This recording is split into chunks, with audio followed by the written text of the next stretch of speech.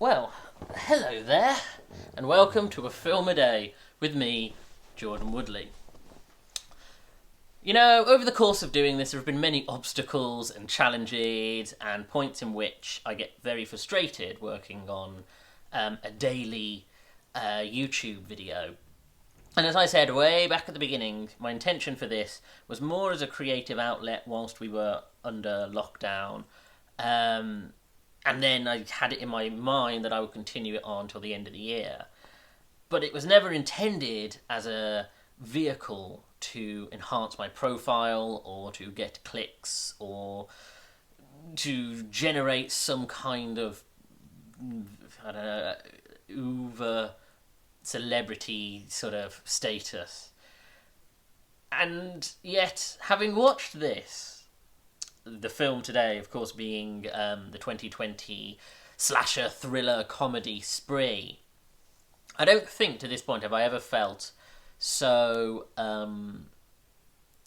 critically analysed by a piece of media. Because, I mean, of course, previously I have talked and discussed other films that are currently within the model of social media and using the social media platform as a device for storytelling. Of course, the one that comes straight to mind is Eighth Grade.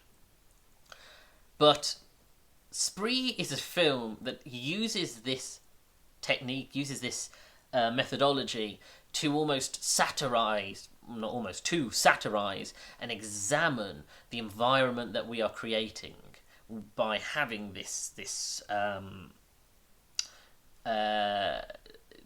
social media driven character who is entirely perceived, and all the events of the film, whether it's through his channel or other means, perceived through the lens of streaming and videos and online content. And of course, the film is using this as a analysis of the fact that we're creating a culture where everyone's identity is on some level defined by the profile that they have created, the persona that they have created via social media or via followings through streaming or through video content making. And as I say, there is something deeply self-examinatory for me, having now seen this. I haven't felt this exposed, I suppose, since way back with the Black Mirror episode from the first series called, I think it's called 1 Million Credits, where it does a very similar thing, where it examines how society is being boxed into generating content, commodifying ourselves, all for the consumption of the mass of people who are also cannibalizing that content, and it becomes this cyclical, almost pacification of people by either using them as models for content creation or just simply for consuming content creation. And yeah, and Spree is very much within that same thought process where Joe Keery, of course Steve of Stranger Things fame, who is just great. He is such a, I mean, he established within Stranger Things that he is an actor who is head and shoulders above the character that was originally written for him in the show. Of course, to the point where when they intended to kill him, they instead extended the character and have expanded the character to the point where people are following him as much as they are following any other characters, and I'm truly invested in his arc and journey. And that's all through Joe Keery. I think he is an incredibly versatile performer, and here he plays this taxi driver-esque, as in the film, character who's somewhere. It's somewhere on the line between Joker from the film Joker, and Andy Samberg's character from Popstar Never Stop Never Stopping, where it's someone who switches between being incredibly damaged and neurotic and socially just unrelatable to anyone around them, with someone who's desperate for attention and for validation, not by people in their real world, but by people through the screen, to the point where we get this sort of prologue where we see him just create his, try to generate his YouTube channel, or I don't think they call it YouTube, whatever, his streaming platform, try to create content, try to do videos as that are very much what we see videos looking like on Instagram and YouTube and Snapchat, that very much in that same style of someone who's trying to make all these different content to just simply be seen. And then we reach a point where he starts working for Spree, which is a rideshare app in the same model as Uber. And then we see him slowly be chipped away, where he tries desperately to keep this persona of being this upbeat, positive, like I say, it's very much a persona for his audience, or the audience he wishes he had. Again, like Joker, do you remember the name of Joker from Joker before he became the character? Honey? No? No, whatever, I forget now, but of course, the Joker character from the Joker who... Arthur Fleck, that's it. Just very much like Arthur Fleck in the Joker, where, he wishes he could be on stage and everyone love him and laugh at his comedy, and yet, as soon as he interacts with people, it's very obvious that he is a troubled person. And that's all within the first 5 minutes. And then it establishes this Spree, I suppose the lesson, hashtag the lesson, which of course begins his killing spree.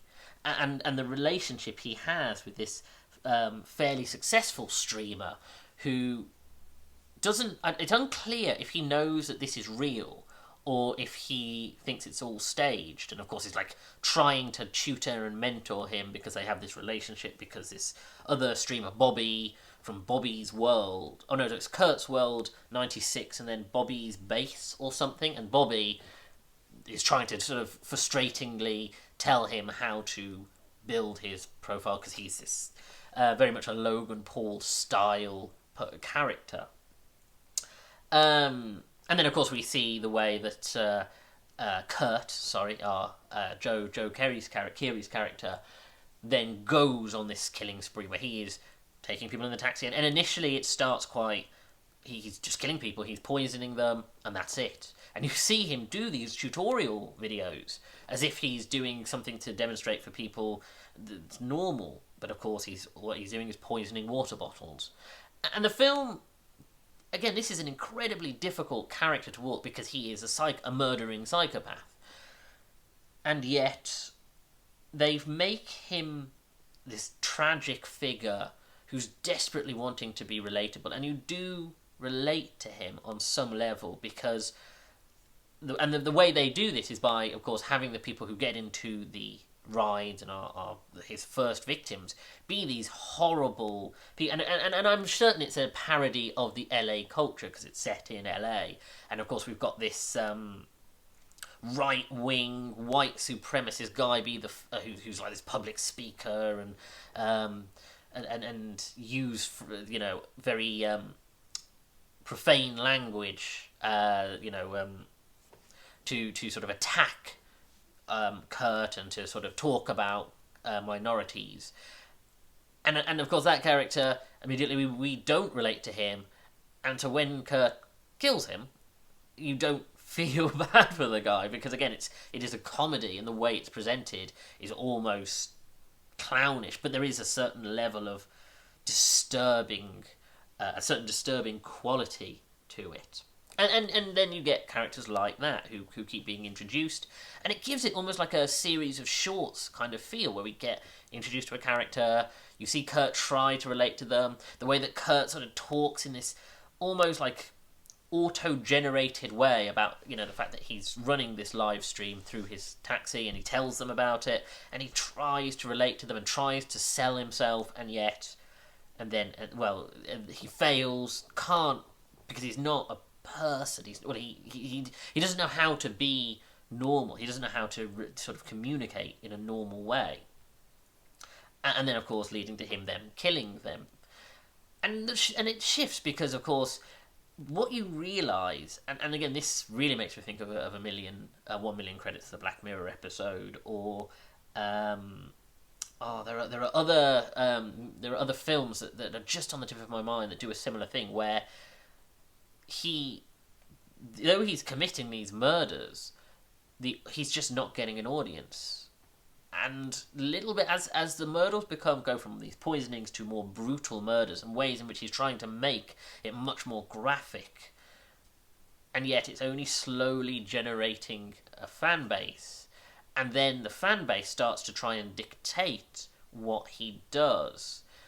And there's something quite, again, like I say, there's something quite cannibalistic and quite horrifying, not just about the fact that he is a murderer, but by the point in which he starts to be directed and controlled by his desire to please this faceless, nameless audience who just request things of him or criticise him.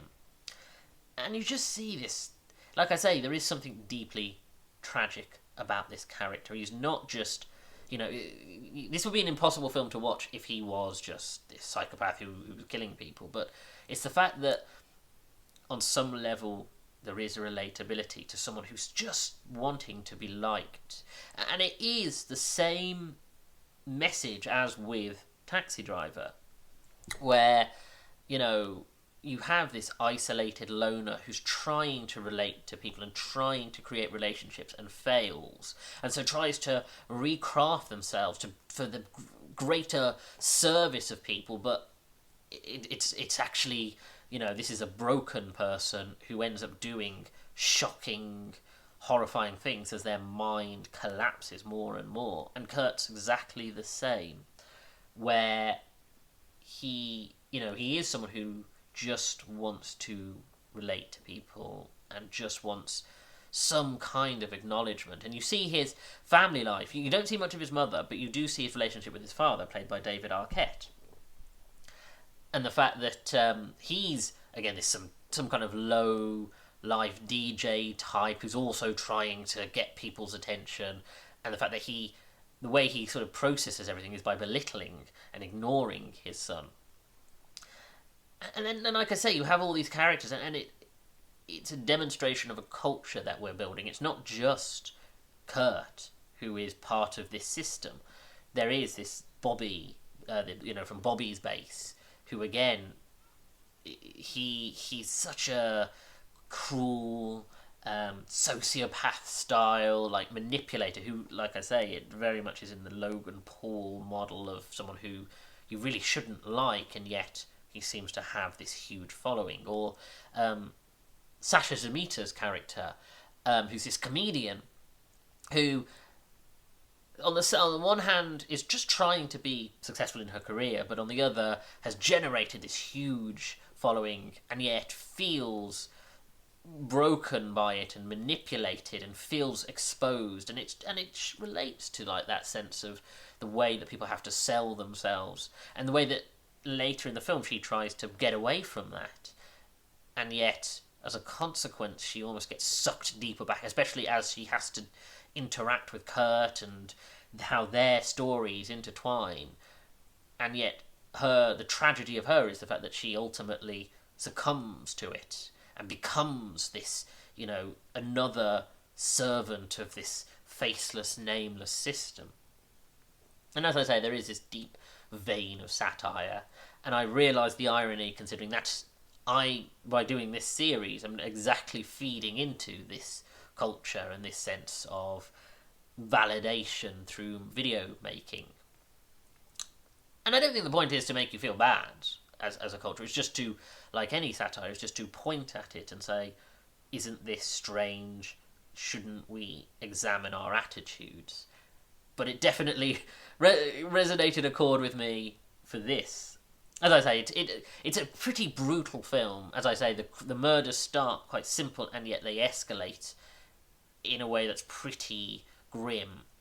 So it's not for people who don't like that, but I do think it's a good comedy. It definitely is in the same bracket as Popstar Never Stop Never Stopping, and it uses that multi-camera, the fact that we have the streaming cameras, the fact that it switches between body cams for police officers or other platforms to show characters, and it's structured in a documentary style, as if all the footage, very much like in the found footage sense, that this all feels like curated footage being presented as if someone's put it together for us to examine this character.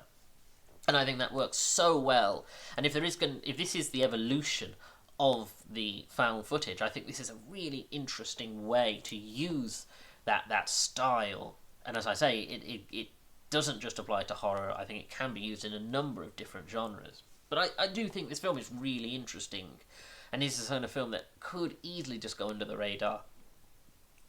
And like I say, it has such good performances. But yeah, it's definitely making me reflect, and funny considering I'm about halfway through my projected idea of how long I wanted this series to run, that I would have this existential crisis of the soul, but such is the way. I don't plan to end the channel anytime soon, even though this is almost the pinpoint halfway point. Well, my plan is to end it at the end of the year. Now, that might not happen, because, as I said, I have to sort of work this around my actual life and my actual career prospects. But I'm not planning to end it just yet. It'll continue, and I'm hoping I won't have to resort to more extreme methods to get views. Frankly, as I've said, don't do it for the views. Anyway, thank you for joining me. If you like this video, hit the like button, comment below, and share the video, because it will help me in the algorithm and prevent me from becoming a crazy psychopath. Subscribe to the channel and hit that little bell to get notifications of when new videos are uploaded, and check out my back catalogue of almost 200 videos. Like I say, I'm at the halfway point. I'm over the halfway point. I'm still thinking what I might do for the 200th video, to be seen. Follow me on Twitter at Jordan_Woodley, where I'm always tweeting about TV shows and films, and I share these videos once they're uploaded to YouTube. Thank you for joining me. Take care.